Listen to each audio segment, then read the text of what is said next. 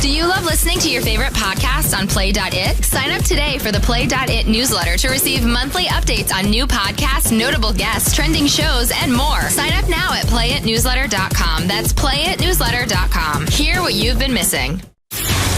This sports podcast on Play.it is powered by DraftKings. Sign up today and play for free. All right, baseball's in full swing, and you can be a part of the action all season long right there at DraftKings.com, the official daily fantasy partner of Major League Baseball. Daily fantasy means no season-long commitments, just instant cash, instant gratification. Now, you like instant cash, right?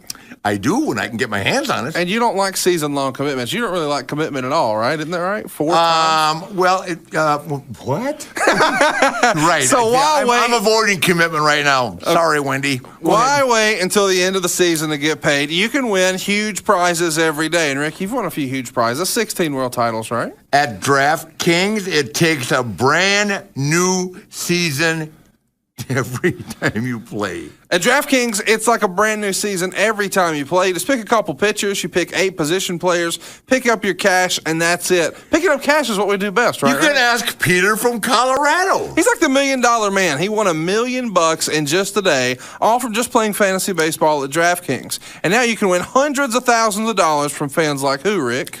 Just like you, already cashed in at DraftKings. Now it's your turn. Woo! New contests start daily, so start DraftKings.com right now. And what promo code should they use, Flair? Flair, F-L-A-I-R, to play for free in today's $10,000 fantasy baseball contest. That's DraftKings.com, the official partner of Major League Baseball. Enter Flair for free entry now at DraftKings.com. What's that, Rick? Enter Flair at DraftKings.com. DraftKings.com. DraftKings.com. DraftKings.com. Woo, woo, woo, woo, woo. DraftKings.com. Come on. Enter Flair. DraftKings.com. Woo, woo, woo. A man who wears the 10 pounds of gold, the nature boy, Ric Flair. You know, I always like to take this opportunity to talk about myself. The 16-time heavyweight champion has arrived. I've got the style and profile like never before. The greatest talker in the history of the business is behind the mic once again.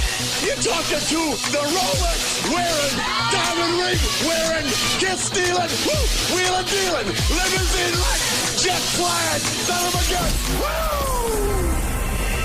This is Wooooo Nation with Ric Flair. I'm the man. Ric Flair.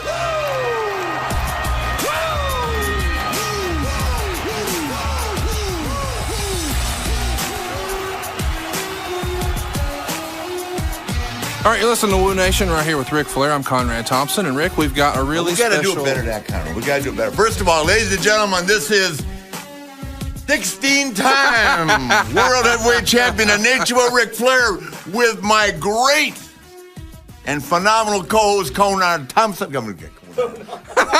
Gonad. Okay, here we go. We'll replicate that one. That was a good intro.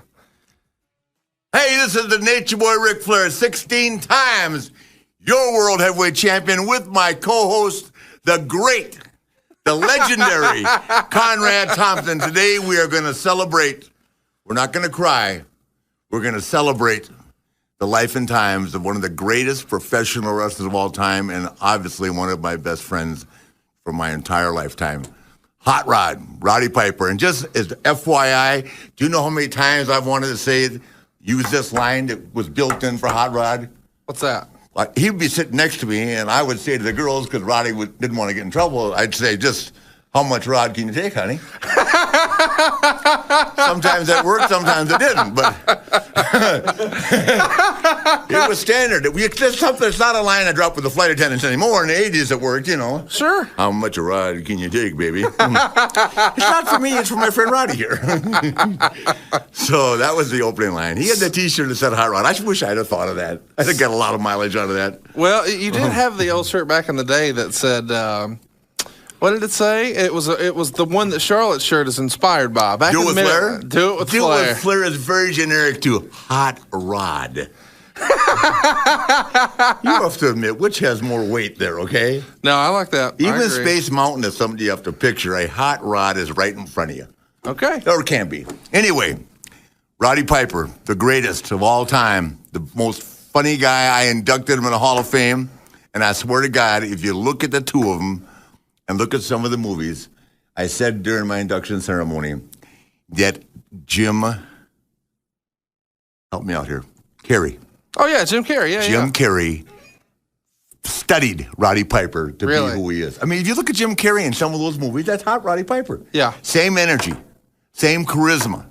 I mean, and Roddy could be just that crazy. I know if you didn't see Roddy in the 80s, you really didn't get to see him at his prime. Right. But in that same energy, and I know that some of it wasn't natural.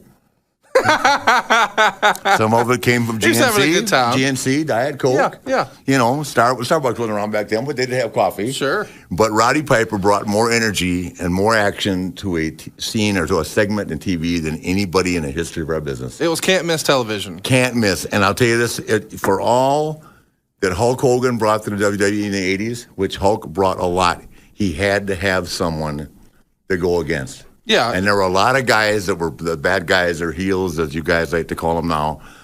But the focus of the heel nation was Roddy Piper. I mean, there was heels Orndorff, drove there the was business. He drove the business, and the rest of them revolved around him. I'm not saying they weren't good professional wrestlers. Orndorff was great. Rude was great.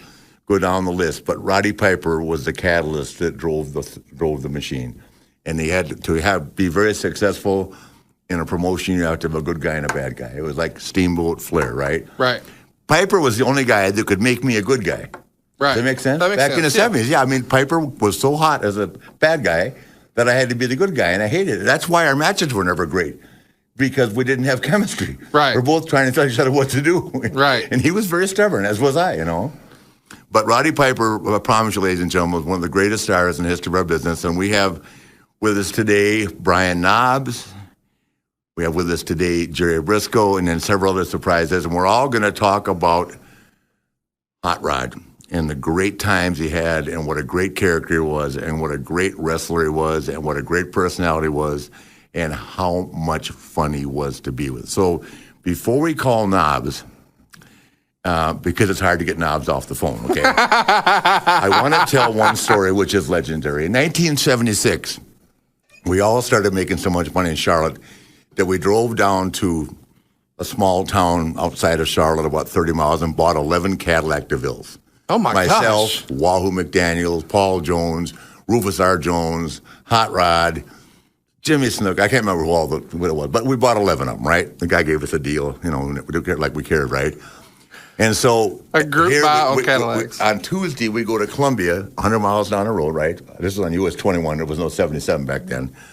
And we all met at Carowinds, which is a huge amusement park outside of Charlotte on the South Carolina state line. And you would meet your prospective guys that you were going to ride with and ride down in one car, right? So Roddy rode down with me, and of course we were late because Roddy never got up till 1 o'clock in the afternoon. And we were at the gym till 5, and we needed to be on the road by 5, so we didn't leave till 6:30. So, but we got there, and on that particular evening, Rufus R. Jones' friends from Dillon, where he was from, had brought moonshine. Oh, man. And I hate moonshine. I've tried it. We all have. But he was, you know, Rufus said, hey, who you come on? Let's try some of this. I said, no, Rufus, I'm not. You know, find somebody else to drink with you. Piper said, I will. I said, Roddy, that stuff will kill you. No, don't worry. I'm fine. I'll ride home with Rufus. I said, you ride home with Rufus? You drop me off, 10 miles outside of town. I'll get him with him. Well, the next day we were at TV, which is Wednesday, making TV, right? And Gene Anderson's walking around smoking a cigarette. Where's Rufus R. Jones? And I said, I don't know. He said, where's Piper? I said, I don't know. By that time, Piper walked in. So I said, Roddy, where's Rufus? He goes, I don't know. I said, I left him at Carowinds. About 15 minutes later, Charlotte police called the office, and they found Rufus laid out on the hood of his brand new Cadillac outside of KFC at Carowinds on the hood of the car at 11 in the morning. So that was... That's Roddy's introduction to moonshine. Yeah, that's Roddy's introduction to moonshine. And probably Rufus isn't with us anymore. I wish I had him on the show. But that's a true story, and that's just one of many. So we're going to take a break here and call Brian Knobbs, and we'll continue from there. How's that? Sounds great. I'll be right back. It's time to shine my 16 world titles. All right, so Rick, last week we talked a little bit about Casper mattress, and at the time, Wendy hadn't gotten it all the way broken in for you yet. Have you tried out the Casper mattress now? As a matter of fact, as I said in the podcast earlier today, Wendy actually was able to turn over the figure 4 leg lock on the mattress, and that's hard to do. Well, I'll tell you what, it's not hard to do, and that's to find all the great deals at Casper Mattress. You can actually check it out online at Casper.com. Now, why should you go there? Well, because you're going to get a great deal. This has been obsessively engineered, and it's at a great price. How great? Well, $500 for a twin-size mattress, only $950 for a king-size mattress. And, Rick, I've paid full price in the store. There's nothing like getting a good deal. You know a thing or two about good deals. Buying a Casper mattress is completely risk-free. Casper offers free delivery and returns within a 100-day period. Don't you wish some of your marriages had a 100-day hassle-free return policy, Rick? 2 of them for sure. Casper makes this As a matter of fact, easy. I wish I could turn the mattress on 2 of them for sure. That is how easy this risk-free trial and return policy is. Try it for 100 days. It's free delivery, painless returns, and best of all, it's made right here in America. And this, I think you can actually get on board with, Rick. These mattresses have just the right sink, just the right bounce, and they do this by combining 2 technologies, both latex foam and memory foam, come together for better days and brighter nights. And as a matter of fact, memory foam is probably something you can get behind. Isn't that right? Better days and brighter nights? Come on. Woo! Get $50 towards any mattress purchase right now. Just go to www.casper.com/Flair. How do you spell Flair, Rick? Flair. Come on, get you some of that right now. Flair. And for those of you that can't know what Flair means, it's FAMOUS. Get $50 off a Get $50 off a Casper mattress right now and find out what all the fuss is about. Woo! Casper mattress. Let's do it. Wendy, I'll be home shortly. Woo, woo, woo, woo. The greatest talker in the history of the business is behind the mic once again. This is Wooooo Nation with Ric Flair.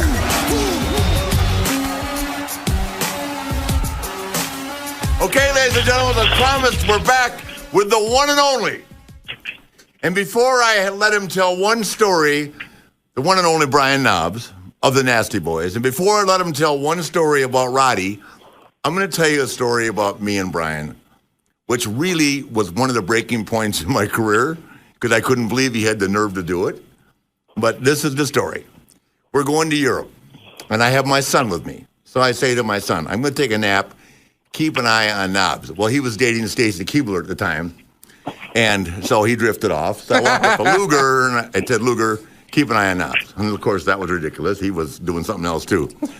So I landed in London, and I woke up, and everybody was looking at me laughing. And I said, what the hell? And I said, what was going on? And at the same time, I went like this. I felt that my eyebrow was gone. My Ric Flair's eyebrow was gone. And at the very minute I started screaming, Knobs comes out the bathroom door with both his eyebrows shaved off and goes, God damn that Henning. Wait till I see him. He shaved, trying to crack me like I didn't know it was him. He shaved his own to rim me and blamed it on Henning. I was so mad I wanted to quit the company. Who would shave Ric Flair's eyebrows? And I realized it was Brian Knobs. And he was blaming it on Henning. That's amazing. But to get it over, he shaved both of them. I hate you to this day. Hey, by the way, Wendy would like you to. Wendy's going to tell the public what you said to her back when she met you in the 90s. Come here, Wendy. Get on the mic here. Okay. And this is Fifi, the French maid, Rick's girlfriend. Yeah, listen. Okay, I don't know if you remember this, Brian, but back in the day when I first met you, you came up to me and said, out of respect for Rick, I won't shave your eyebrows or anything else. And I thought, what? My introduction to you. Yeah, nice, Brian. Hey, I learned all that stuff from Mr. Henning, God bless his soul, Kurt Henning. Unfortunately, I had to blame it on somebody because Paul Warner, Mr. Wonderful, told me never admit a rib, never say you did it. So I had to do something to say I didn't do it. So, you know, as I was thinking on the plane, I thought, well, if I shave my eyebrows off and blame it on Henning, maybe Rick would sink. that I didn't shave his eyebrows. Actually, Kurt did. But Rick knew right from the start I did it. He was so mad at me. And from then on, we became best friends for life. Yeah, I know. I had no choice. That was the same tour that I threw my alligator shoes at you, and you threw them across the bar. Well, you said, these are my $300 alligator shoes. I said, these right here? And you said, yes. I said, whoop, and I threw my socks in London. In London. Oh, man. That what was the name of that bar? God, they closed it down. Oh. We had to, over the years, you've been such a good friend, and we had so many great stories and great times together, and I'm glad you had me on your podcast. I mean, it's the #1 podcast out there going today. Woo Nation is running wild. Well, listen, man, go ahead and tell a hot rod story that we've had so much fun laughing over the last couple of days. We all decided that we could cry or we could celebrate the moment because the guy was so much fun to be with. And you were one of the guys that loved to play with him and call him out. And to my knowledge, that never worked for you, but you can tell your side of the story, and I'll tell the truth. No, okay? It never really did work for me. I was always on the, wrong end of the stick after I called Hot Rod out because that was the wrong thing to do. But first of all, I just got to say I'm very deeply devastated at his loss. He was a mentor just like you are, Rick, to me. You guys all helped me and Sag grow up in the business. I mean, Adrian Adonis was the one to give us, you have to do something different back in '88 when we were in AWA. And he told us about maybe doing something like you guys with the Nasty Boys do the pit stop. And then when we told Hot Rod that, well, Pipes was good friends with Adrian, so he kind of honed us in to say, this is how you should do it. You don't do it every time. You do it in special occasions, and all of a sudden you start calling the people, hey, do they want it? And actually exactly what he told us we did. And that's one of our biggest maneuvers. It's not jumping off the top rope or body slamming somebody from the other side of the ring. It's just Pity City sticking our opponent's face on one of our armpits. And to this day, people want to pay $60 to get their face in our armpits. I don't understand it, but Piper had the right idea, and we got it from two of the greats, Adrian Adonis and Roddy Piper. Well, I'll save my $60 and buy you some drinks with it, okay?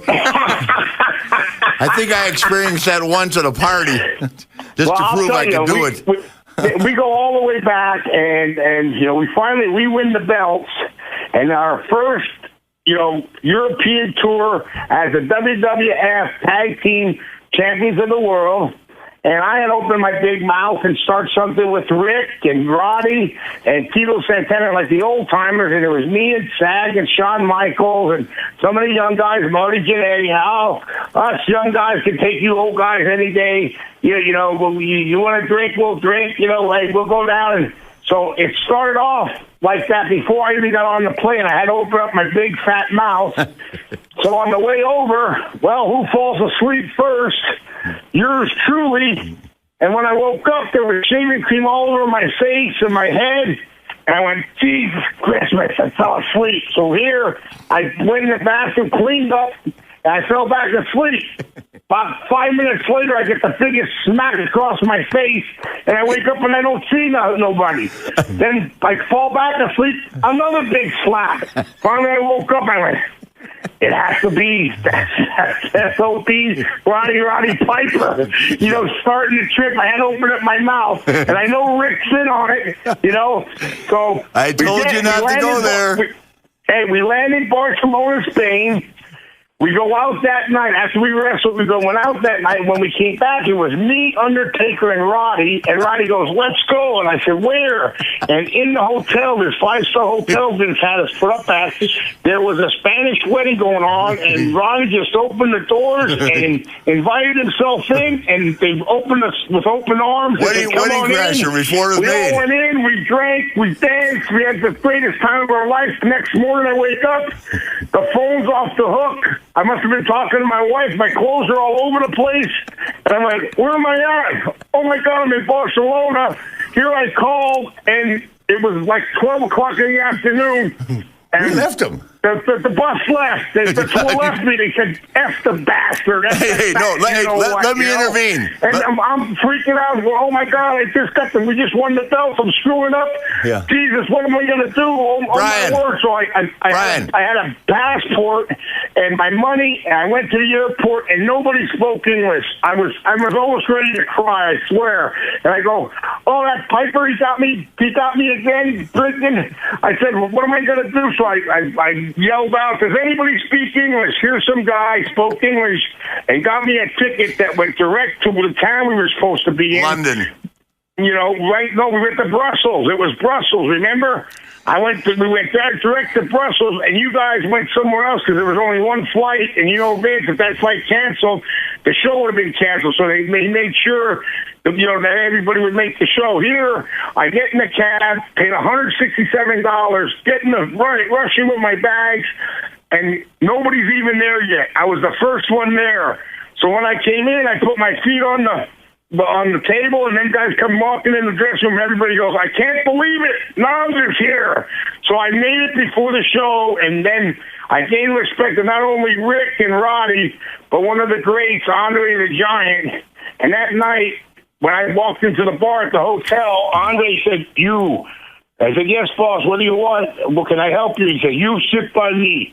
You drink with me tonight." And I said, "Okay, yes, sir." And then when I sat down, he ordered me a beer, and he said, "The name of this tour is Don't Be a Knob." So, all because of Piper, I went through everything. But like in the old days, and Ronnie, Hot Rod told me, and Rick would tell you, no matter what you did the night before, if you didn't make the show, that was on you. But if you made the show and you performed good, and all was forgiven. So I made the show, and I kind of got a notch of respect from some of the older veterans on the tour, and that was one of them. But it was because of Piper that I missed the plane. Well, okay, let me fill in some of the blanks here, because I'm not saying you've lost more brain cells than me, but you'll miss some key components of the story, okay? Okay. First of all, we were leaving at 8 o'clock in the morning. Undertaker is the last one to get on the bus, and then Sags, right? But at 8 o'clock. Yeah. Jack Land's a Hall of Famer with an older agent with no sense of, no patience, right by the book. "Where's Knobs?" He's hollering at Sags. Sags goes, "I don't know." He says, and this is nothing personal, he says, "Leave the fat bastard." And we drove off. And Sags is going, he might not have a credit card or a wallet. To which Lanza said, "Who gives a shit? Leave the fat bastard." And actually, you're wrong about it being Brussels. Brussels was the night before Spain. You had a little bit there. We went to London, and after we got there, they checked you in a hospital with phlebitis. No, that was after I rested the next day. My leg blew up. Oh, okay. The next day. SummerSlam. I'm off a day. I'm sorry. Yeah, you were off a day. But I'm pretty sure the drinking and the plane ride over and then wrestling 2 days didn't help me just having knee surgery. And 10 days later, wrestling in SummerSlam, and then going right overseas and wrestling again. But yeah, they took me in, and my leg blew up, and then they wouldn't let none of the guys see me. And in London, they have volunteers helping you, like, push the buggy and stuff. And there was one guy who only had one arm, and I was sorry that he did, but he's pushing me down the hallway, and they have all kind of volunteers, and it's really crazy how their medical service over there. And they put me in this room with these two other people, and I didn't know what. I was looking up at the Lord going, "What did I do to deserve this?" And the guy said, "Well, you might have a blood clot. If it breaks off and goes to your heart, you could die." And they wouldn't let none of the guys up to see me, so I was really freaking out. Here they gave me some blood thinners. Everything was good. When I came back, they gave me a night off because of the leg deal. But, that was a scary thing. Yeah, I almost, Rick calls it phlebitis, but I don't know what the hell it was. Well, the key component into it is very much like Roddy, who had to leave England one time in an emergency when they told him that he had something going on. They told you not to drink, which you didn't. It went in one ear and out the other. You drank the whole rest of the tour. Oh, yes, definitely. As a matter of fact, I think on account of you, Vince flew over a whole drug testing crew. Am I not correct? No, not because of me. No, don't blame that on me, Rick. Well, certainly you were part of this team. I can tell you a story, though. Do you remember when he flew the plane over to test everybody? I remember the one town they came in, they were all there. Yeah, they were never overseas before, and there they all were. The English. I think 31 guys flunked the test. I didn't flunk it, but I'll tell you a quick story. They did call me in one time, and I said I was all worried. I said, "Oh God, what have they got me on?" I'm thinking, "Oh geez, what did I do? What did I do? This and that." So they bring me in, I sit down, and the guy goes, Mr. Knobs, we got you here that you're taking testosterone, and your testosterone level is high. And, like, I'm taking steroids. I went, is that what I'm in here for? And all of a sudden, I just was happy because I knew I thought I was in there for something else. I took my shirt off, and I said, does this look like I'm taking steroids? Does this look like I'm taking testosterone? And the doctor says, Mr. Knobs, you can put your shirt back on. We definitely have to retest you. Something went wrong with the test. Put your shirt back on. We definitely have to retest you. I've been eating Burger King and McDonald's my whole life. I'm not taking steroids. I think you would put on some extra weight because Tony had driven over your foot at the Shell station on West Shore the week before. Is that correct? No, actually, she actually drove over my whole body. then I got engaged after that, and I said, "Would you marry me?" I know I shouldn't have got that $1 million policy. I just knew it. Were you under the car when you proposed, or were you sitting next to her? You're such an idiot. No. I had an IV in my arm. I was all stapled up because the door hit me. I pulled too far ahead, and the handle from the gas didn't reach the gas where I was going to put the gas in. So I told Tony, and she moved to the center of the car and put it in drive a little bit. When she put it in reverse, the car was idling, started moving back. She panicked, and with her left foot tried to hit the brake, slipped off, hit the gas, and the door was open, hit me on my bottom leg, and the top of the door, the point, it hit me underneath my arm and ripped my arm open. If it would have hit me on the top with all the veins and everything, they said I would have been, that. But when the boys got the story, please, I heard everything in the book. I mean, Jesus Christmas. Well, I told you on days off. And in 1 year, that happened. I blew out my knee in the ring, and I had to have reconstructive surgery. And then I got stabbed. And then after I got stabbed in Peoria, Illinois, Mike Rotundo called Vince and said, Vince, we have some bad news. Knobs was stabbed in Peoria, Illinois by 4 guys. We got him, and the cops got him and all that. And all that came out of Vince McMahon's mouth was, what else can happen to that poor bastard? Well, hey, I'll tell you one night I wish you would have got stabbed. I got to tell the world doesn't even know about this. We're at the China Club in New York. At that time, one of the most prestigious clubs in the United States, right? Monday night, sold out the Garden, China Club, Vince is there, Hogan, everybody. The Nasty Boys, me, and I'm just making friends with somebody. I won't tell my story, what I was doing. But I had a friend there named Robbie Kanoff that Brian called Jewish Lightning. He was a toy salesman. Yeah. So I'm sitting there just minding myself, talking to a pilot from TWA, right? Learning something about aviation. And all of a sudden, Kanoff comes over and says, can you believe what happened? And they had taken off his poor sunglasses and stomped on him. So I go, Brian, what the hell? Just leave him alone. And So they grab Robbie, tear off his shirt. So I got to get up, punch Brian, right? Sags comes over and punches me. They take my credit card, the Nature Boy, Ric Flair, throw me out of the China Club, keep my credit card, and the next day I got a $3,000 bill on it. But you had your eyebrows. And is that true? Same night, Vince McMahon got slammed on the table at the China Club. Now, wait, we're talking about my $3,000. Sport coat off. He was going fat man in a little coat. Maybe that's why we're not in the Hall of Fame yet. I don't know. $3,000. Night, Rick, I'm telling you. Was that not a crazy night? Yeah, very crazy for me as I sat outside while you guys partied on my credit card. Nice. Did you guys ever have any more parties with Piper you want to share? Oh, we're just getting started. Are you kidding? Well, me and Rick, and Hot Rod. I mean, there's so many stories, but he was one of the best. I mean, and what else he was good at was he took the time to sit down, just like Rick did. And they kind of started from maybe off in the beginning. They didn't like me in tags. They really turned into liking them. These guys are definitely fit for the business, and they started teaching us, and we learned so much from Hot Rod Roddy Piper, Ric Flair, even Dusty Rhodes. I mean, they are true mentors to help us to say this is how you can survive this business without getting thrown in jail and without the way we were acting sometimes. And I mean, everything they told us was true, and Roddy helped us out tremendously with different things and interviews and how to act. And one of the things he told us was, you know what?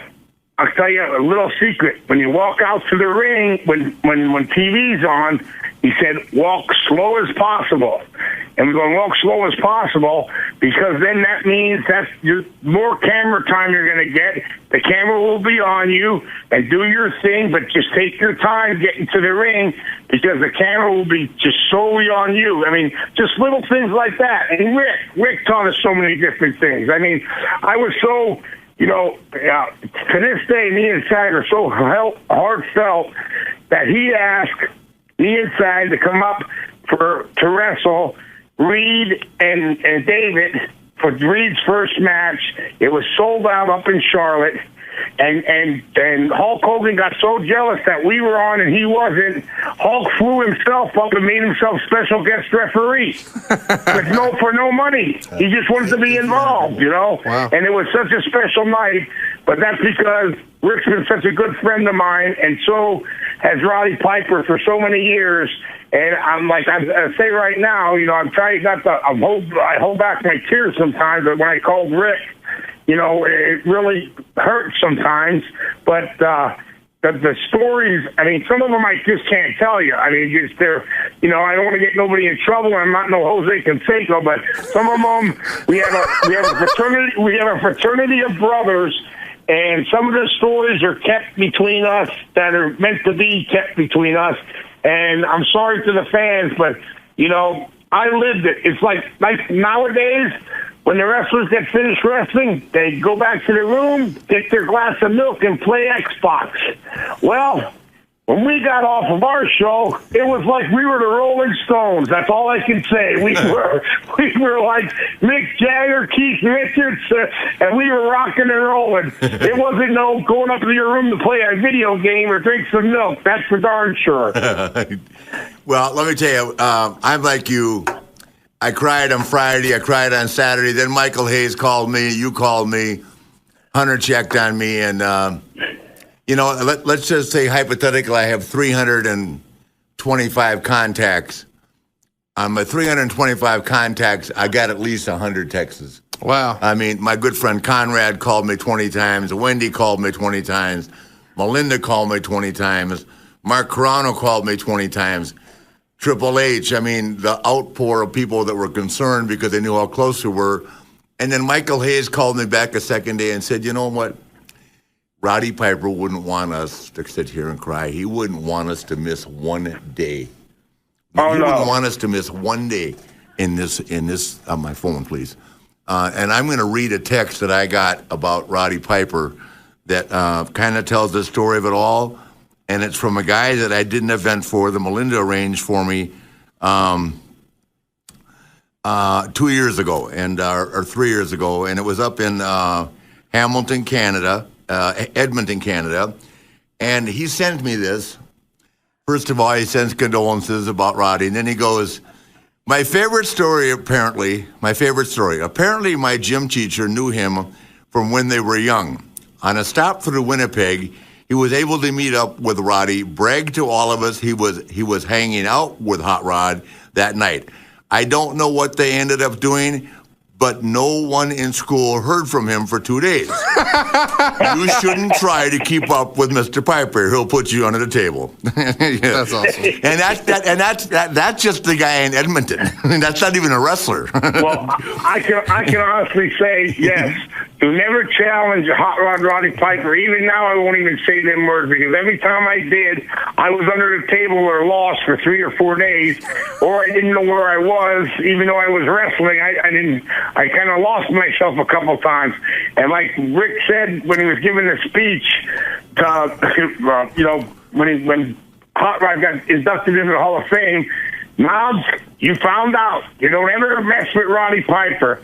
He was not only the greatest guy, but he was hardcore before hardcore was cool, and he was the real deal. I'm telling you, there was no bull BS about Roddy Piper. He told you what he felt right there on the spot, and he had much respect from everybody, and he was beloved. I mean, so much beloved. I mean, we were at Friday, and Rick was on my show June 7th. I do a Legends of Wrestling, and I wanted to have Roddy so bad, and a lot of times I tried to get him. He was already booked, but it's with Major League Baseball all the time, and we did it at Citi Field.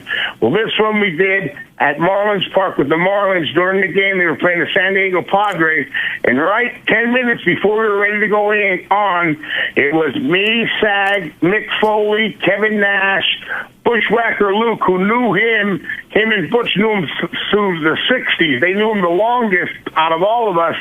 And someone texted me and said, tell Knobs, I got some bad news. I heard Piper passed away.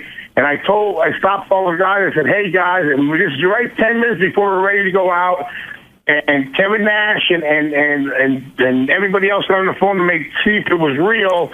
And we found out it was real. And all of us, even though we're all grown men in this business, we're crying our hearts out. You know what I mean? And we all got together. We all huddled. We were all hugging.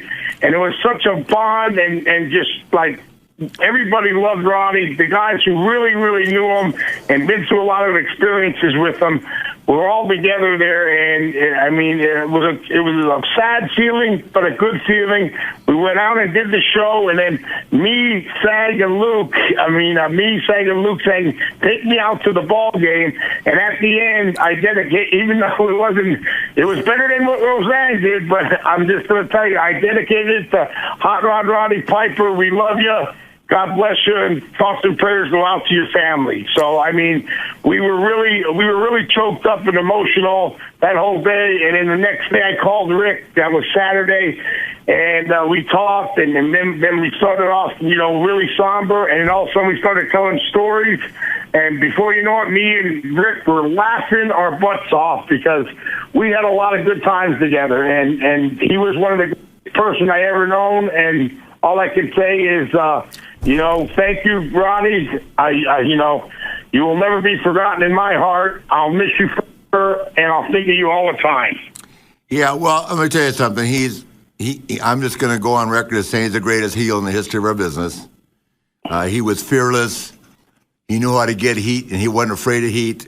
And I've got stories that nobody will believe about San Domingo, which I'm going to tell myself in a minute, but I want to send you pretty much the consensus, and I'm not sure if this is good or bad, on what Piper and I were like.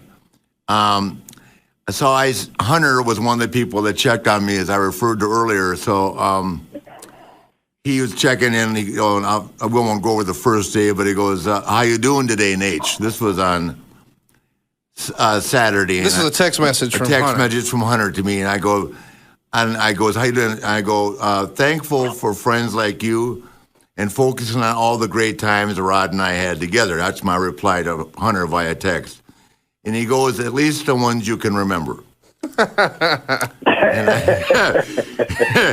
he goes, I think he was implying that Roddy and I don't remember some of the stuff we did. Is that what that meant? That's fair, yeah. Yeah, okay. Well, anyway, if that's what Roddy and me, that's what our legacy is, it is what it is, because we had a lot of fun. But long before I met Roddy Piper, I'm just going to throw a story in here that I think is worth telling, and there's nothing wrong about it. It's just kind of like where Roddy was in life, and I certainly have done the same thing to entertain people. It's just I've done it to entertain women, not guys, right? So but Roddy was a dry river. So we're in Charlotte in 1976, and Buddy Roberts is in the territory, not yet a Freebird, right? Right. And so Buddy says to me, I hear Roddy Piper's coming in. I said, yeah, I got him starts next week. I said, I haven't met him. I said, he goes, I hear he's the greatest interview in the business. So already that had my attention, right? So I'm thinking, here comes competition, right? Sure. Young guy, right? I knew he was. And Buddy Roberts goes, I got to tell you a story, man. I mean, but let me know what you think about this guy after you hang around him. I said, well, tell me. He said, well, Roddy, before when he first started, was working for Mike LaBelle out in the old L.A. territory, right? Mm-hmm. So Buddy called Mike LaBelle, or Mike LaBelle called Buddy and said, you want to come in for a 3-month run? And Buddy said, of course, man. So he said, I'll send a guy to pick you up at LAX. So Buddy said he came walking out of the airport, and there was a guy in a convertible waving to him like this, honking the horn, hey, buddy, hollering, and it was Roddy. And so Buddy walked over, he had his bag with him, he walked up on the car, the convertible, and Roddy was sitting in the car, and for lack of a better word, he was smoking a Pall Mall naked. And told Buddy to throw his bag in the back and hop in the front, and he'd take him to the hotel. Wow. Oh, yeah. And so Buddy Roberts threw his bag in the back, got in the car. Roddy handed him to Pall Mall and said, welcome to L.A. He took him over to the hotel. Dropped him off. Yeah, that was hot rod, man. You guys back in that era. At least I was picking up a girl when I was naked in the car.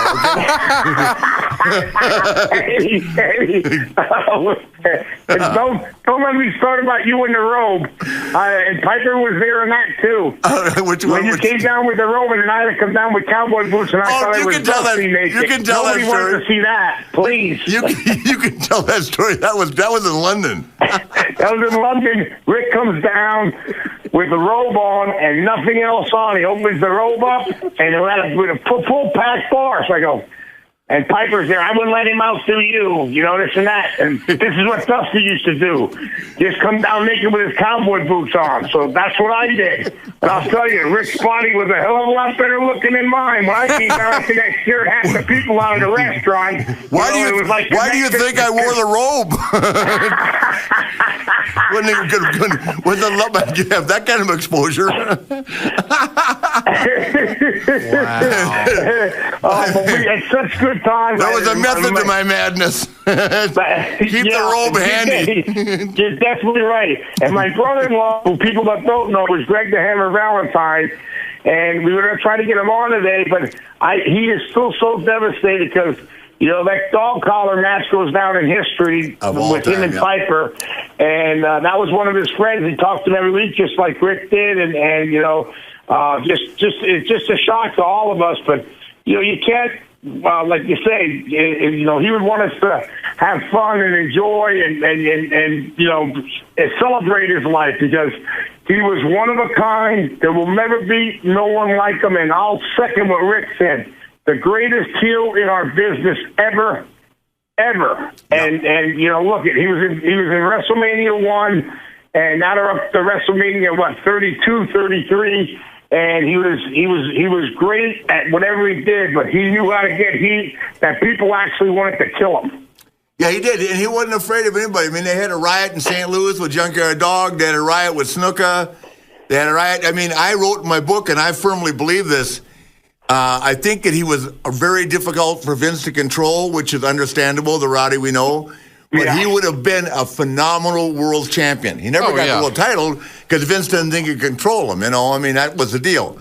And he probably couldn't have. You couldn't tell. If Roddy didn't feel like hearing what you were saying to him as a promoter, he didn't, But the wrestling business is different in that regard because a lot of times, when you talk about Hall of Fame quarterbacks, they say, oh, well, Marino never got a ring. Yeah. Piper never needed the belt. He was always going to be. But I'm saying if he had, he'd have been phenomenal. That wouldn't have stopped the sale of lunchboxes for Hogan. No. But can I tell you, Hulk Hogan never pinned Roddy Piper. Well, I know that. That's why I'm saying. I didn't say Roddy ever got beat. Yeah, Roddy never got beat. He may have never got the belt, but he never got beat either. The only dumbass from that generation that said yes all the time was me. I've won 16 matches and lost 10,000. What the hell? And who would ever want to use the figure four and never beat anybody? Jesus Christ. 16. Ryan, how many times have you seen somebody tap out with a figure four? I can't even get Wendy to tap out anymore. She goes, this is phony, and I want to turn it over. That's hard. What kind of mattress are we selling now? Rick, I can't even imagine. Oh, Casper. Yeah, by the way, we have a new Casper mattress with one of our sponsors. And Wendy can turn me over to figure four in a Casper mattress. So you might want to buy one for you in Antonio. Hey, Rick, I must say, I can't imagine back in the days in like 79, 80, you, the Hammer, Piper, the Brisco brothers. Listen, Orton, Slater, Jake Roberts. Oh, my God. It had to be the craziest ever. I heard so many different stories, and I wasn't there, so I don't want to repeat a story and get it wrong. But I'm going to give you the lineup. And Piper and you just ripping Charlotte apart. Oh, my God. My only DUI in my life. This is another fabulous story. We're at 2001, the hottest club in Charlotte. So Roddy and I get Mike Rotundo, poor Mike, just a brand new rookie on the road, so drunk, we strip him completely naked, put him up on the bar, and we take the fruit plate, the waitresses, bartenders, and they put it all around his parts, right? We leave Rotundo naked. So I get in a car, and I say, Roddy, let's head down to Belmont Club. Belmont was all night drinking out in another county in Charlotte. So we'll get all the way downtown, get all the way down by the Holiday Inn on Little Rock Road. I come to a stoplight, all of a sudden, behind me, the car pushing me through the damn light. Oh, wow. Who do you think it is? It's Roddy, with a cop sitting right there. So the guy writes me a ticket. I'm standing on a hill. I park on an inclined hill. I can't walk up the hill. The guy takes me, says, get in the car. He takes me to jail and looks at Piper and says, you get your ass home and get out of here now or I'll take you too. Piper goes, yes, sir. By the time we drove under the jail, they got that glass. Not that I would know that glass is so thick you can't see through it, right? Not that I would know, but Piper was standing there going, hi, I'm here. I'm waiting for you. How long? I go, are you kidding me, Roddy? Stop. This guy's going to put you in jail. I'm waiting. Wow. Oh, yeah, he was fearless. And you know what? At 5 o'clock in the morning when they finally let me out, he was there. Hey, I would always ask him, Rick, about getting in the movies. When I was just got in the business, I was in my 20s, and he would always say, "You got to pay your dues first, kid. You got to pay your dues first, kid." So then, 10 years later, 11 years later, I'm still asking the same question. Then he said, "You're too old now to be an actor."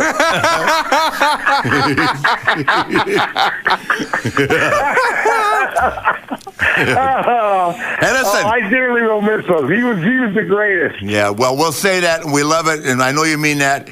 Brian, I'm going to put a call into Jerry Brisco now because the Briscoes, Piper and Flair had some phenomenal times as well, and it's better. He's almost burned down Charlotte. I know. Jeez, are you kidding? I just want to thank you, Rick, for having me on. It's an honor for being on, especially on this. It's not a special occasion. It's really, like a memory to one of the best guys we know. Not only a wrestler, but a great family man. I mean, I loved when I saw you guys. I never laughed so hard in my life when you guys were on Celebrity House, White Swap. I know. It was such a great show. I know it did phenomenal ratings, but it was fantastic. And I know his son real good, Colty, and my thoughts and prayers go out to him and Kitty and the family. And hopefully the best for him, and my deepest condolences to the family and everybody. Hey. And I'm just devastated now. But it's good to talk about old times because there was no one better than Piper for everything. And everybody called me from Bret Hart and this, and then I wanted to call Rick so bad, so I waited till Saturday to call him, and he called me yesterday about if I wanted to be on and talk a little bit of Roddy, and I was so blessed that you asked me to do this, and I'm honored because you're a legend too, my friend. You're a mentor to me forever. I love you. I love your family, and just like Hot Rod. I mean, there's a close bond and a close-knit fraternity amongst guys in that era. And like I said, it wasn't like going up and playing Xbox and drinking milk. it was like we were the Rolling Stones. Watch out, here we come. That's right, baby. Hey, listen, Brian, I promise you when my time comes, because like I said to Melinda called and said, boy, that's young to die. And I said, Roddy and I were told 20 years ago we'd overstayed our welcome. We both have heard that many times, and I believe that because certainly Roddy and I didn't take any time off in our lives. We enjoyed life. And, I tell you, I used to think this about myself, but I'm really, really positive now. The guy that died, the comedian, so famous, help me. Bernie Mac? No, Robin Williams died, right? Yeah. And I watched all the specials on him, and I tell you, the guy was a genius. Absolutely. Yeah. And I think that because Roddy, just kept pushing himself, I thought to myself, maybe that's my problem. I'm not happy. I'm not satisfied doing nothing, right? And that's why I'm always, wanting to do something and do more. Right. And I'm not sure that anybody will ever be as creative as Robin Williams. He was phenomenal. But when I look at the tragedy of Roddy, because Roddy, I don't think he had to, but he worked every damn week. He worked every week, and I don't think he had to. Shows going. He had some reality shows going that were on the cuff with certain networks, big networks nobody knows about. Yeah. Through that Young Guns production, I know that because I know the guy that's running them. Yeah. And I'm just telling you that he was involved with a lot of stuff, and things are. Well, he didn't like sitting at home. Movies. He was doing movies. The stuff that people don't even know he was doing. He was out there doing a lot of stuff. Well, Melinda keeps tabs on him, so Melinda knew what he was doing all the while. But I got to tell you this, I'd see Roddy along the road over the years. I'd say, why are you working? He said, I'm buying another horse for Kitty. And I said, well, Jesus Christ, at least you're buying something lively. All I'm doing is buying jewelry. And yours is because you want to. I'm buying it to get forgiveness. I'm sorry. Hey, Rick, I'm sorry. Rick, and don't forget about drinks. You're always buying drinks. That he is. Oh, thank you very much, okay? I should just have you in court with all my wives. Why don't you come testify for Jackie now? Hey, Rick, it was so good to see you in June, and that's one of the things why I do that Legends of Wrestling is to get everybody back together, all my Rowdy friends, and have a good time. And Rick told me, he goes, this is a good thing, because all, we could call ourselves old-timers or whatever, but the legends that we made in the fans' minds that they want to see, because we drew over 10,000 people at Citi Field, and that's phenomenal for being not an organization. It's an independent company. It was I bring in all my Rowdy friends, and it was good. I mean, Rick was there, Bret Hart was there, Demolition was there.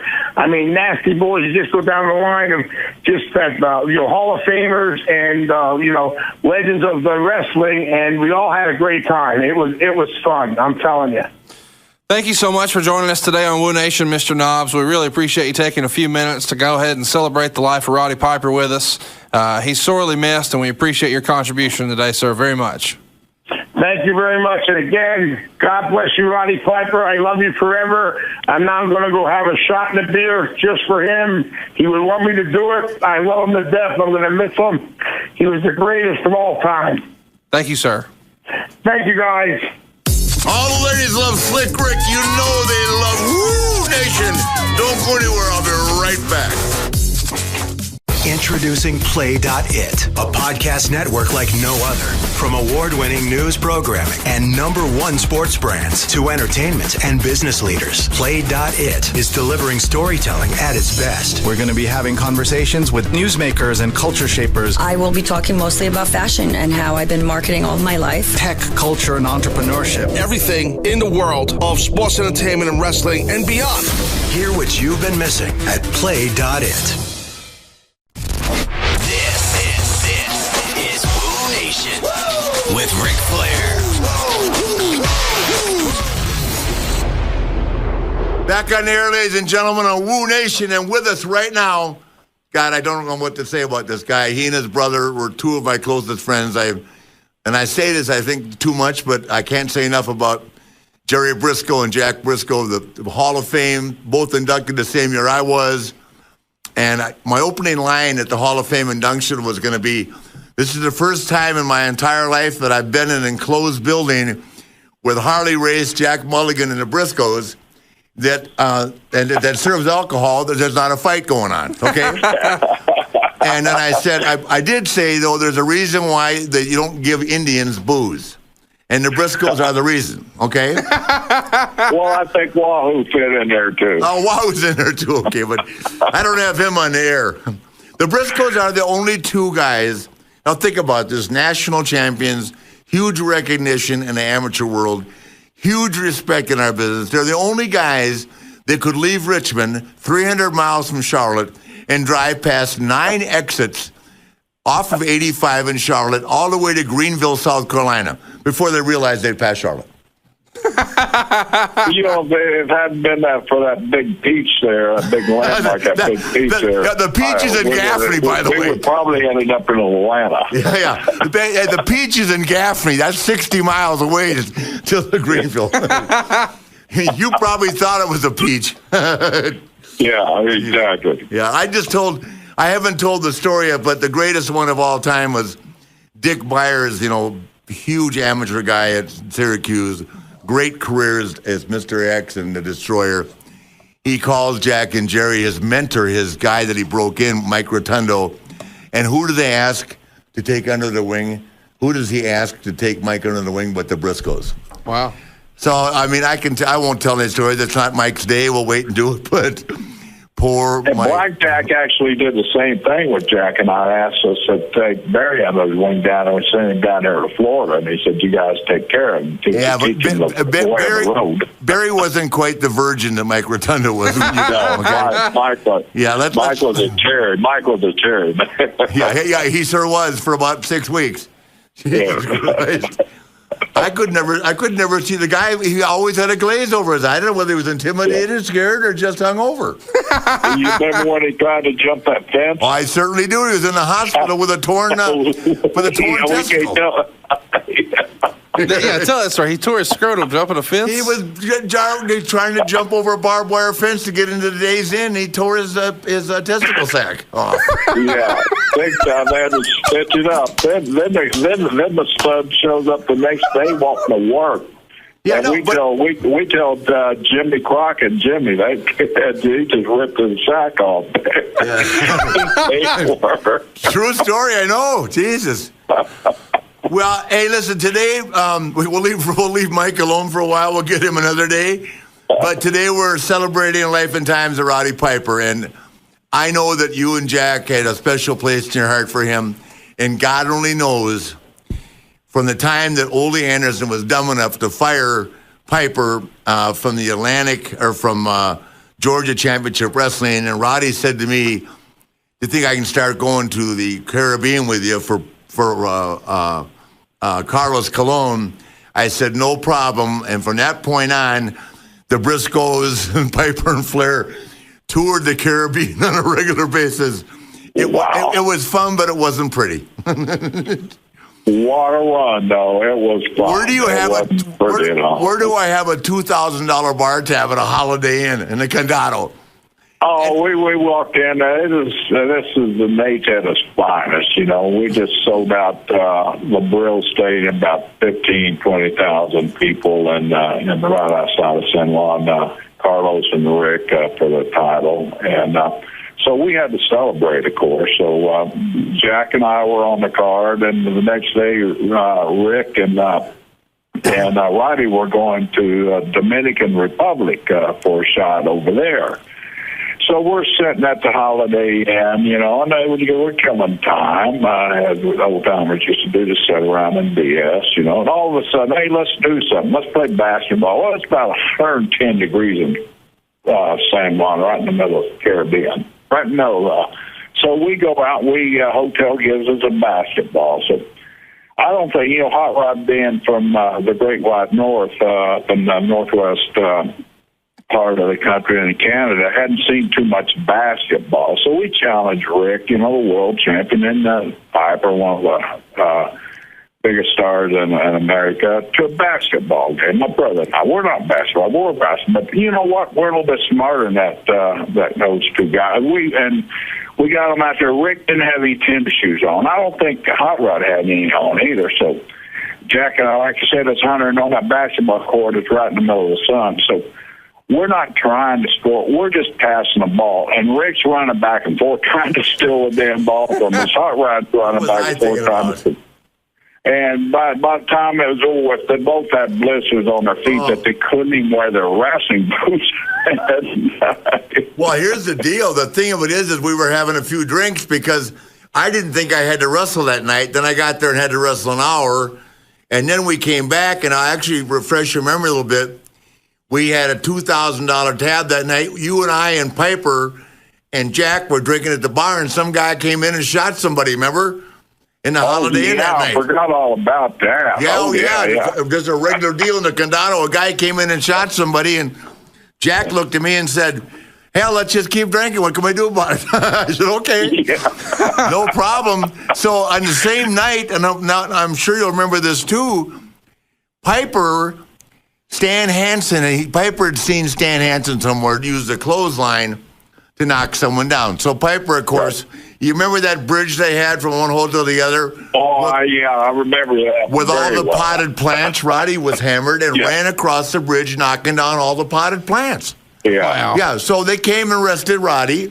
And soon there's a knock at the door, yeah. Yeah, they came and arrested Roddy, put Roddy in jail. And actually, on that particular trip, I had a double shot Asheville and Greensboro. So I took off and I landed in Asheville, and Crockett says, "Where's Piper?" I said, "He's in jail." He did make it to Greensboro, though, but he missed the first shot. Oh, man. Nothing I could do to help. I wasn't going down to the jail to get him, I can tell you that. No kidding. You've been there with him. I know you. Exactly. You know, one another great story about the Caribbean. I was staying with you guys and getting on the plane, FYI. Yeah, well, another great story, you know, about the Caribbean. We're leaving our respective island, whichever one. But we terrorized every island there was in the Caribbean, and those great people down there put up with the four of us. How they did, how we stayed out of trouble, I'll never know. But bless those people down there. We love them all. We're coming back into the United States, and just coincidentally, our planes landed at the same time. In Miami. And imagine this happening now. Just picture this Christmas Eve. Christmas Eve, the airport is just jam-packed. And we're going through immigration, customs, whatever you go through there. We just cleared, and all of a sudden there's this rumble behind us, and Flair and Piper tackle us, and we start fighting and wrestling in the middle. Well, actually, you started stretching. Okay, let's get serious. I appreciate you saying that, but Roddy and I proceeded to get stretched. And everybody walking by was going, "I thought you were tough and the world champion." I said, "Not so tough right now, sorry." You listen to me on TV. Do what I say. Listen, but don't believe it what you saw. Thank God they didn't have a tape of that. You had so many people doing what you say. Poor Canoe, you nearly got him killed. Oh, I know that was in Sumter, South Carolina. You know, here comes a custom guy. Mr. Custom Guy, please don't arrest us. You guys just get up and get out of my area here and go to your flight and get away. Can you imagine doing that now, Jeremy? No. That's what kind of fun we had. Then Roddy and I got on a plane. You guys got on one to Tampa. Roddy and I got on a plane to Charlotte, and we were singing Jingle Bells and drinking all the way. And the pilot came out and said, you know, back then you could tell a flight attendant to, take a hike. Yeah. They just told you to shut up, and then, so the pilot came out and said, "Hey guys, I'm landing this plane. If you guys don't shut up." You guys are getting out of here. We went, okay. They made you stop singing Jingle Bells? Yeah. Well, they had the whole plane singing. You kidding? Roddy was going up and down the aisle, Jingle Bell, Jingle Bell. Well, we got off the plane, and Kitty and Beth were sitting there going, "Oh, boy." Yeah. Merry Christmas, girls. You remember the story, Rick, when we talked Jimmy into doing that Roanoke show in the afternoon so we could go see Willie Nelson. I think it was Piper and Jack and I and poor Mike Rotundo, and Jimmy agreed. So he ran a 2:30 show instead of 7:30 show, so we could see Willie Nelson. So we get the car all loaded down, ready to see. We get our refreshments and all that. And when Asheville or Lynchburg, it's foggy, in the wintertime and cloudy, you can't see very well. So listen. When you're driving, it's foggy all the time anyway. Back in the 70s, okay. Well, it's Piper driving, by the way. It's Piper driving. It's even worse. So Piper, we head out. You couldn't see nothing. We're all singing Willie Nelson songs. All of a sudden, we hadn't seen an exit for a while. All of a sudden, we see this exit, Bluefield, West Virginia, next exit. We'd gone the opposite damn way on Interstate 77 to Bluefield, West Virginia, instead of south to go to Charlotte to see Willie. We turned that old blue Cadillac a hot rod around. We rambled down those mountains. Somehow we made it safely. Pulled in the back parking lot. There was Jackie Crockett walking in the parking lot with an empty bottle of tequila. We knew we were in trouble. And Willie was at Whiskey River, his closing number. About that time, Willie come walking off. Fortunately, he stopped, and we got to be in. We didn't see him concert at all because we traveled all day. But we felt really good. Now, I can remember these guys. It wasn't funny back then because, the Briscoes could do you damage, physically. So one time, like I'm still a kind of a rookie. This is before I'm a world champion. They fly me down to Tampa to wrestle Jack, so that, have Jack beat me, so that when I got the belt, it was an opponent, and Jack didn't work a lot then anyway. So I'm still new to the Briscoes, and afterwards, after the match in Tampa, they take me out, and now they've got, what's the tequila with the worm in it? You guys made me eat the worm that night? Mezcal, yeah. So we're drinking beer and shooting mezcal, right? And Jack said, well, you're going to be the world champion, you got to eat the damn worm. Ugh. So, of course, I had no choice. Jerry held me, and Jack shoved it down my throat. Chasing with this. Oh, my God. Rick, you were a good student when it came to that. Yeah, I tried. Jesus Christ. It was rough hanging on you guys. What a way. I was trying to tell. We just had Knobs on the phone, on the podcast talking about Piper. But if you think about it, here was the deal. Charlotte territory, 1978-79. The Briscoes, Mulligan, Flair, Jake Roberts, Steamboat, Piper, Steamboat, Youngblood, Dick Slater, Bob Orton Jr. Name it. Valentine. Greg Valentine. Wahoo. It was unreal. Paul Jones. It was a Hall of Fame card every night, man. It was a Hall of Fame card every night. It was unreal. Yeah. We had so damn much talent. And the thing about it is after Jack lost the title, he didn't give a shit. He just wanted to have fun. No. That's all he did. He did, too. And he did have fun. Jack and Jerry, they didn't need the money. They had a body shop going. They'd already sold their stock. And, they didn't need the money. They just liked to have fun. Right. It wasn't about... Huh? I said, we just want to be there and be with our friends. Yeah, you didn't want to go home. Who wanted to go home? Exactly. We'd drive up to Greensboro and call our wives and say, we got a big meeting tomorrow. Got to spend the night 90 miles away on Saturday night. Okay. Yeah. Can't get by with it. Yeah, you got away with it. You did what you didn't with your first I don't know how. First of all, Jerry first four or five. Jerry Brisco, like Piper, let me give you this, guys, has been married to the same woman his entire life. Jerry Brisco has been married longer to one woman than I've been married to four altogether. I got a beautiful. I saw her at Dusty's funeral. I swear to God, I don't know what kind of drugs you keep her on to keep you around. What the hell? She just puts up with me. She's one of those good old Carolina girls. He bought a big estate out on a lake where there's no. Yeah, we had. I used to have lakefront property. Now I'm in the lake now. The damn lake's so high. Oh, is that right? Yeah, it's rained every day down there. Like 29 out of 30 days. Oh, I know. Trust me. Every time I go on vacation, I'm spending $500 a night to sit in the rain. Yeah. Thank God the bar at the pool stays open. Yeah. Jeez. Yeah. Well, hot rod to both of us. Rick was a dear, special person. They only come around like that every once in a while, and we had the great pleasure of not only being in the ring with him, but also being close friends and getting the opportunity to travel with him, be with his family, and love his family, and Hot Rod earned everybody's respect, and I mean, what kind of legacy the guy's going to leave is just tremendous. He'll never be forgotten. No, but I go on record as saying he's the greatest heel of all time in the history of the business. Yeah, I do too. And I got to tell one quick story that I love, and Jerry was there to see this. We're in Asheville, North Carolina, separate dressing rooms at that time. There was still some loyalty to the business between the guys where we weren't running back. The referees carried the word, whatever it was. Right. So I go to Jerry. I go up to Jack Brisco, and I go up to Piper, and I go, look it. I promise, there's no way that Jack will find out. I'll bet you $100 you can't take down Jack. You can't take down Jack Brisco. He says, Piper goes, he got real serious. He said, you mean to tell me that you're not going to tell him, you're not going to say a word, and you don't think I can take him down? I said, not a chance. So he goes, you're on, man. So here's Roddy, man, pulling the cord and all this, getting ready. So I say, Tommy Young, go over there and tell Jack the Piper's going to try and take him down. I can't believe Black will believe. Oh, we're all out there by the piano. The whole curtain is full, right? 6,000 people sold out. Yeah.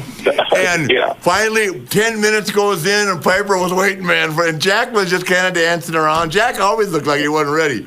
And I'll be damned if Piper didn't get his leg. But that damn Jack Brisco hopped around on one foot for about 30 seconds until Roddy got close enough to grab, and then it was, Piper's kicking him, everything, and Jack's saying that one. Not a chance. And when Roddy came in too far, boom, and the next thing, Jack was, what do you call that, the angel thing where he was flapping his wings, look, Mom, no hands? Yeah. And Roddy was going, guillotine there, and Roddy had some exotic hold. Piper came back and said, I'm going to kill you, Flair. I spin around him with no hands, Dan. Oh, God. That's awesome. We did that all the time. I did that with this guy named Don Canoodle. So I told Jack and Jerry, so I said, I'm going to screw around with this. Canoodle was my partner against Jack and Jerry. And they know I'm not going to screw on them because they have stretched me. I don't like it. You know, I get to the rope. Nobody likes it. No, I know, but I mean, you would think I don't even like playing with them because it's not play. I can't even play. I can't even get to a base, you know. If I could get to my base once in a while, I could never get off my stomach. So that Canoodle drop down, leapfrog. So Jerry drops down. I jump on top of Jerry. He's away from me in 6 seconds to roll over. I'm back, and a tag Canoodle wasn't even ready for the tag. Canoodle goes, shit, what have you just done? I said, you're in. I didn't get the ring rest of the night. I saw Canoodle this past weekend. He reminded me. He said he got to know my elbow real well that night. Well, the funny thing was that you had him down so long, the crowd was going boring. Yeah. I was going, let him up. Let's go home and get a beer, Jesus Christ. Oh, that was so damn fun. I never got in the ring again. I just gave him the short tag and come and tag me. I'd go, whoop. That's what a heel does. Oh, man. Yeah. Well, listen, I love you, buddy, and I can't thank you enough. I'm trying to think if there's anything we left off about the hot rod. There's so many stories. So many stories that we can probably go as long as we wanted to go and talk about that man. But R.I.P. Hot Rod, hug Brother Jack and Big Dust for us, and say hello to the Chief. Yeah, we will, sure. Hey, listen, I'm going to the funeral it's on Tuesday out in Portland. Hope to see you. Yeah, and I'll shoot you Kitty's number. Okay. Oh, please do. Yeah, I'll tell you, and you can give her a call. I'm sure she'd love it. But I'm taking Wendy out there, and I just want to assure you, because I'm sure you will. Is Wes home with you? No, he's in Vegas working tonight. Oh, he's in Vegas working. Oh, just like you and I did when we went to Vegas. Yeah, okay. Exactly. That's nice. Okay. Well, I'm sure that you will, on behalf of Roddy and yourself, being a Brisco, we are going to say goodbye to you from CBS right now. Thank Jerry Brisco for being on Woo Nation. We're going to go out and celebrate the life and times of the Hot Rod. So I know you probably have a case of Budweiser. Not that anybody in the world can drink that shit except you. You can drink Budweiser beer. I can't believe it. The Briscoes can drink 30 Buds apiece. They're not, and Jesus, I mean, it's the truth.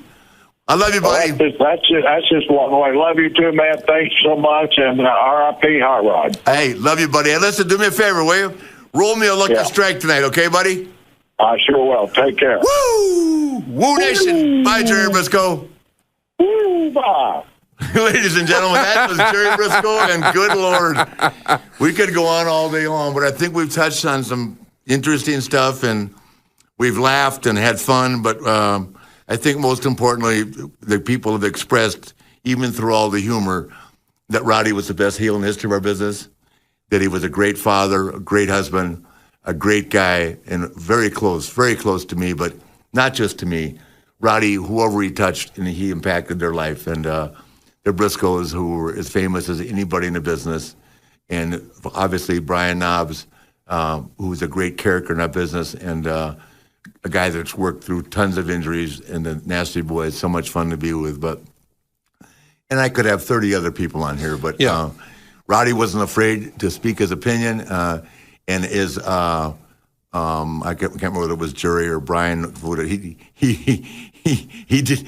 Hulk never pinned him. That was not an option for Rowdy, but and he certainly would have been a great champion. But as you said, which is a good point, he was so good at what he did. He didn't need to be the champion. And from a fan's perspective, he did it all. First WrestleMania, against Hulk Hogan. He did the thing with Mr. T at the second WrestleMania. And of course, he was a big part of Starrcade, the legendary chain match we talked about with Valentine, tag titles with you, just 10 years ago. Yeah. I mean, anything you could do. I mean, the first ever talking segment in the history of wrestling, all the Brother Love Show and the funeral parlor and all that stuff. The very first one was Piper's Pit. I mean, such an innovator in every way. And you could almost say that he almost laid the groundwork for wrestlers leaving and going to Hollywood to make movies. Obviously, The Rock's taking it to another level, but he did it even before Hogan did. He walked away in '87 at the height of his career, went and did They Live. I mean, if he hadn't have done that, would Hogan have done that? Would Stone Cold have done that? Would The Rock have done that? Piper was one hell of an innovator. Yeah, he was. And, it's funny because if you look at it like that, Rowdy, he walked away when he was at his peak, at the very tippy top, to give something else another opportunity. And Melinda, who's sitting here, will tell you, because she, one of the things she does with her agency is fund movies, right? And she works very vigorously in the Hollywood sector. That Rowdy was a guy that everybody adored. Sure. If Rowdy had a weakness, and I'm not afraid to say this, he was represented by too many people who didn't know what they were doing. Right. And they would argue. And we went out, it's the true story. We went to sell a show with Rowdy and I. And we spent a week in L.A. That's Melinda's first time around him. But Rowdy had 3 agents. I see. And long before Rowdy and I could even do our spiel, which you can imagine how good it was. Oh, yeah. His 3 agents, the people would be looking for something else to do because they were trying to sell themselves. And then the audacity of one guy, I won't mention his name, he wanted to own the show and have me and Rowdy work for him. I don't think so. Yeah. I mean, that draft went through Melinda's desk because she made it into a paper airplane and flew it right back to Canada. Right. So, well, you don't have to smile. That's pretty much where it was. We're just pissing people off left and right here. No, I'm just telling you. I mean, Rowdy and I are going to go out there and somebody else is going to own our show. I don't think so. But anyway, she had a phenomenal week with him. He's a great guy and great family. And Wendy, established a very close relationship with him and Kitty. And we're going to see them all on Monday. And the funeral is on Tuesday. And I think it's a private ceremony. But I think a lot of WWE is coming. And sure. And I thought the segment last night that they dedicated to Rowdy and continued on through the entire body of the show was absolutely fabulous. I think so too. And I didn't even know until today that was my voice on there. I'm glad it was because I can't say enough good things about Rowdy. And when I get sad, like I'm going to get right now, but I think about it too hard, I think about the fun things. And certainly, I think the people who heard this podcast today, I mean, it's pretty authentic people, me talking about a guy that I've loved forever. And Jerry Brisco and Brian Knobs, Brian, everything we talked about, he went right back to who Rowdy was and how much he helped Brian with his career as he did me. And for me, what made Rowdy and I think, really good was we competed. Right. Back in the old days, we wanted to buy that Wrestling Illustrated, and we wanted to be ranked #1 most hated. I hate to admit that I looked at that shit, but I did. First time I saw the news, where am I? Piper was ahead of me. I would tell that Bill Apper never to call me again. Jesus Christ. And then I'd say to myself, well, he's getting New York PR. There you go. Anyway, God bless you, Hot Rod.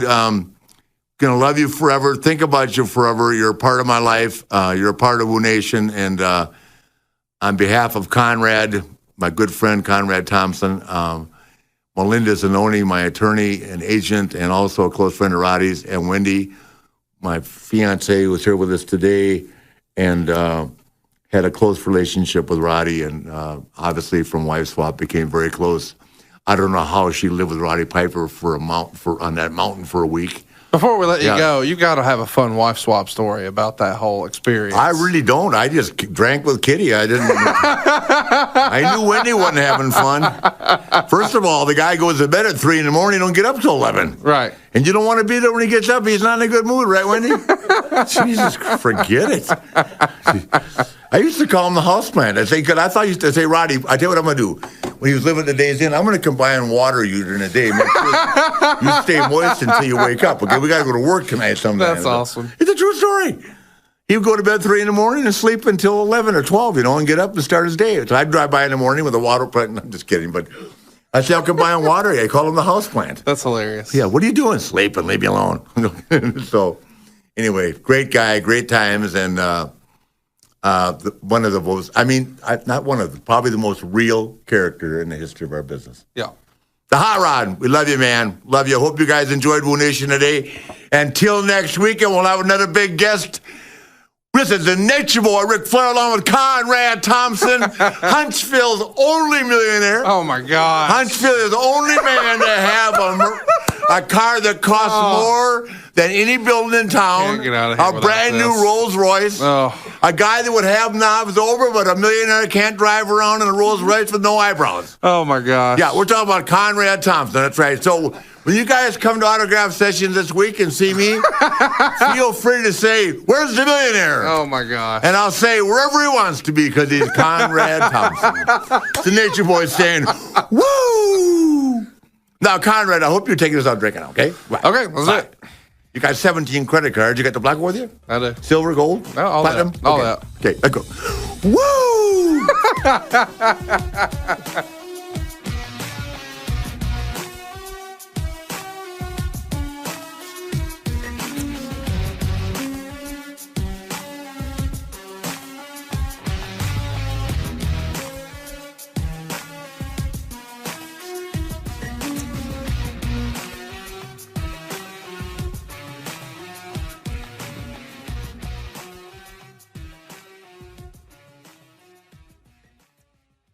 Do you love listening to your favorite podcasts on Play.it? Sign up today for the Play.it newsletter to receive monthly updates on new podcasts, notable guests, trending shows, and more. Sign up now at playitnewsletter.com. That's playitnewsletter.com. Hear what you've been missing.